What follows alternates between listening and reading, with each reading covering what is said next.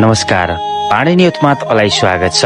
यति बेला पाणिनी युथको टिम अर्घाखाँची जिल्लाको पाणिनी गाउँपालिका वडा नम्बर 8 स्थित पाली यति बेला केही समय यता अर्घाखाँची जिल्लाको पाणिनी गाउँपालिका वडा नम्बर 8 निवासी प्रकाश खनाल आफ्नै घरबाट हराइरहनु भएको छ। उमेरले 26 देखि 27 वर्षको युवा एउटा कलिलो उमेरमै केही दिनदेखि घरबाट बेपत्ता भएको खबरले यति बेला परिवार चिन्तित छ। यति बेला परिवारले खोजनीतिका लागि पाणिनी युथलाई गुहारेको छ। यति बेला त्यो परिवारमा मलमपट्टी लगाउन र प्रकाश खनाललाई खोजी कार्यका लागि उहाँको घरमा गएर हामी केही कुराकानी गर्दैछौँ। तपाईले भिडियो अन्त्यसम्म हेर्नुहोला। साथमा प्रकाश खनाललाई खोजी कार्यमा पाणिनी युथ सँगै तपाईँ पनि लाग्नु हुन पनि हामी हार्दिक अनुरोध गर्दछौँ। बाँकी पाणिनी युथको टिम यति बेला प्रकाश खनालको घरमा पुगिसकेको छ र स्थलगत रिपोर्टमा पाणिनी युथका साथीहरू सहभागी हुनुहुन्छ। उहाँहरूको कुराकानी सुनौ। सम्पूर्णमा आज चाहिँ पाणिनी युथ परिवारदेखि चाहिँ हाम्रो प्रकाश खनाल भाइ अब आत्मीय मित्र एउटा पाणिनीको होनार युवा हराएको यत्रो दिन भइसकेको छ। अनि यतादेखि केही हाम्रो गाउँपालिकादेखि नि केही त्यस्तो खोजी नीतिमा धेरै ध्यान नगएर हाम्रो पाणिनी युथ पावरले चाहिँ ध्यान आकर्षण गराउन अथवा आज हाम्रो खोजी कार्य हुनेछ यतै गाउँछौँको जङ्गलतिर हाम्रो प्रकाश खनालको घरमा आइसकेको छौँ। अब उहाँको घर परिवारसित नि हामी कुरा गर्नेछौँ। ल नमस्कार है हाम्रो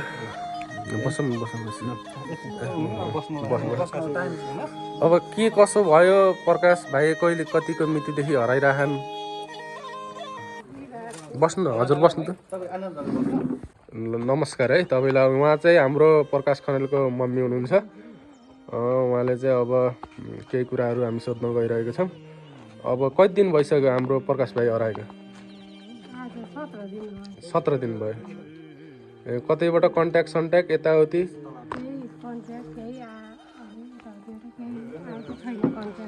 हजुर यहाँ अब छिमेकीहरू पुलिस चौकीमा तपाईँले यहाँ गाउँ गर्दा तपाईँ छिमेकीले यता बनौदेखि खोज्न हो। हजुर कति फेला पार्न होइन र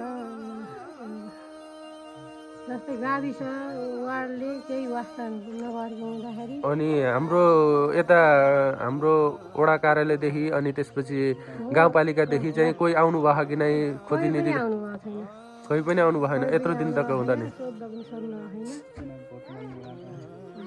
जस्तै भोट माग्ने भएर आउनुहुन्छ। हजुर अनि यो अब मेरो छोरा हराएको उसमा आउनुहोस्। अब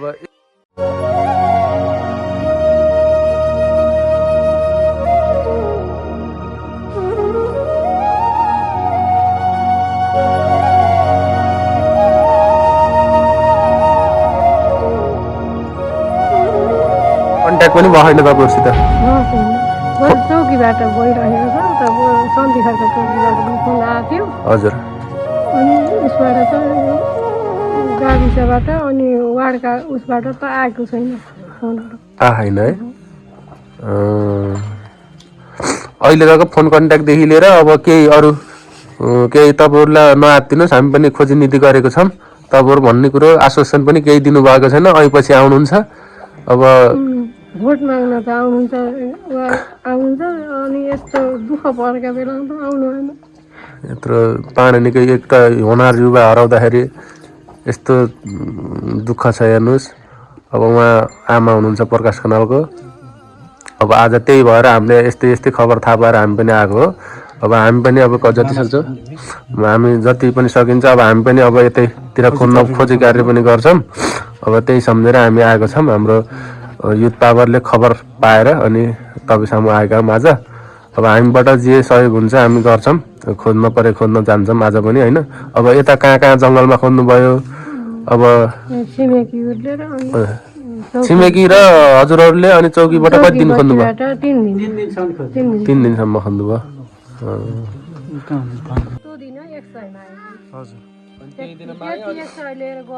कतै गएको आशंका हजुरहरूले के छ? कता जानुभयो? मलाई केही भएन, मलाई अरूले कति मान्छेले पनि यत्रो दिन तक हल्ला भयो अब सोसल मिडियादेखि लिएर न्युजहरूले नै हालिरहेछ कतैले कतै देखेछु भनेर एकचोटि फोन खबर आह पहिला कतै जाने कता जानु गर्नुहुन्थ्यो भन्ज्याङ भन्ने अलिअलि त्यस्तै भन्ज्याङ तिमी देखेको भन्ने यस्तो अलिअलि सुनेको हजुर केटाकेटीले अब देखेको त स्पष्ट पनि छैन त पनि स्पष्ट छैन हजुरहरूलाई चाहिँ के आशंका कहाँ जानुभयो होला जस्तो लाग्छ हजुरहरूलाई चाहिँ के आशंका छ अब जस्तै यो उसमा कि यसमा अब पहिले वर्ष 4 अगाडि पनि यो इन्डियातिर गएको पञ्चायतबाट भएको होइन हजुर त्यसपछि फेरि पछि पनि एउटा इन्डियाबाट आउँदाखेरि उता प्युठानतिर लागेको त्यतिखेर पनि 10 दिनसम्म फोन सम्पर्क भएन 10 दिनपछि फोन सम्पर्क भएको हजुर त्यसपछि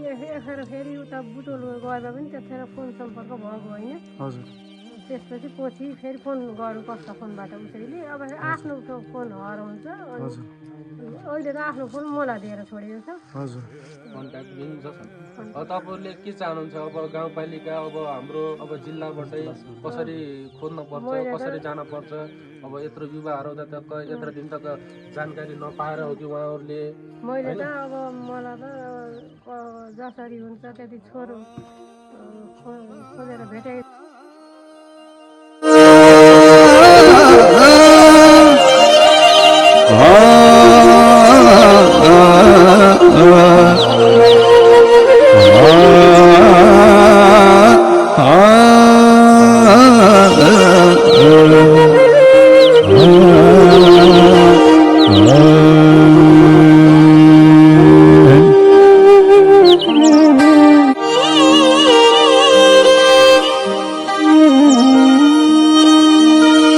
हजुरले चाहिँ अब के चाहनुहुन्छ चाहिँ अब हामीले कहाँ कसरी कस्तो तरिकाले खोजी कार्य गर्दा ठिक होला जस्तो लाग्छ हजुरले हामी पनि 3 दिनसम्म खोज्न हिँड्यौँ हजुर कहीँ हामीले पत्ता लगाउन सकिएन हजुर तपाईँहरूले पनि अब कहिले यता साइडतिर जङ्गलतिर परापारीतिर हजुर यता खोलेर सँगै पढे जस्तो हस् हजुर हामी अब खोजी कार्यतिर लाग्छौँ हस् धन्यवाद उहाँको रोदन चाहिँ हाम्रो गाउँपालिकाको सबैले सुनिदिनु होला होइन बासिन्दादेखि लिएर सबैले प्रकाश खनाललाई चाहिँ खोजी कार्य गरिदिनु होला अब हामी पनि आएको छौँ आज यता जङ्गलतिर जान्छौँ त्यही आमाले पनि केही भनिदिनु म छिमेकको नाताले छोराको साथी हुनाले मेरै छोरा हराए जस्तो मलाई पिर परेको छ धेरै यति बाबुको वार पार गराइदिनु हौ तपाईँले भने धेरै खुसी हुने छौँ हामी रोएरै बसिरहेको अब प्रकाशजीले नि कतैबाट यो भिडियो हेर्नु भएको भने अब हजुर सकुशल हुनुहुन्छ भने धर्म हुनेछ बाबु तपाईँहरूलाई हामी रोएरै बसे आँखो बानु छैन सुधार निज छैन यो बाबु हराए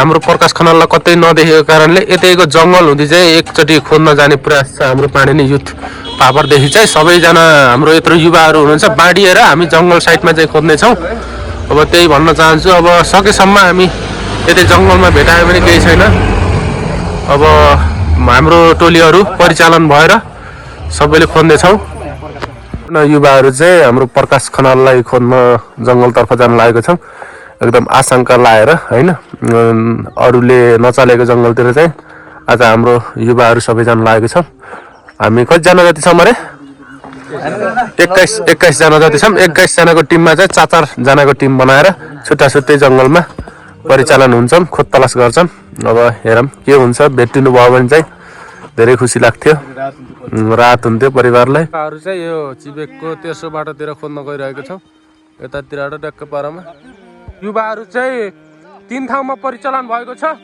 3 ठाउँमा परिचालन भएर खोजिरहेको छौँ हामीले प्रकाश खनाललाई देख्न सक्नुहुन्छ दर्शक महानुभावहरू दुःख पाइ खोल्सा हेरेको छन् अब आशंका लागेर यतातिर छन् कि अब सास भयो नि लास भयो नि त चाहियो नि त्यही भएर खोज्दैछन् टोलीहरू पारिख अर्को टोली 3 टोली भएर हिँड्ने हम जङ्गल चाहिँ झुडी भएको कारणले हामीले यसरी माथि माथि सबै टिम टिम मिलाएर गएको छौँ यता भाइहरू नि छन् ट्याक्क लाएर खाल्सी छ हिँड्न परेको गाह्रो छ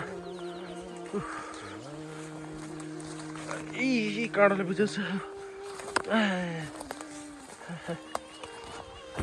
पानीको मूल रहेछ त्यो यस्तो भयो हाम्रो दाइको ब्लड आइसकेछ गाह्रो छ भालु नफाल्नु बिस्तारै हिँड्नु के छ त्यो अनि हानिदिन्छु ल हान्दिनँ केही रहन्छ ल फालिसकेको छ अब मेरो पाला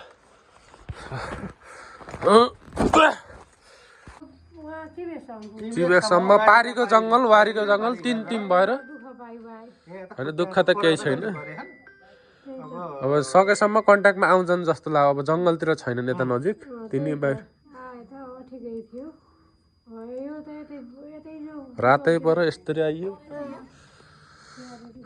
होइन हामीलाई त केही छैन अब सकेसम्म भेट्यो भए अझै खुसी लाग्थ्यो हामीलाई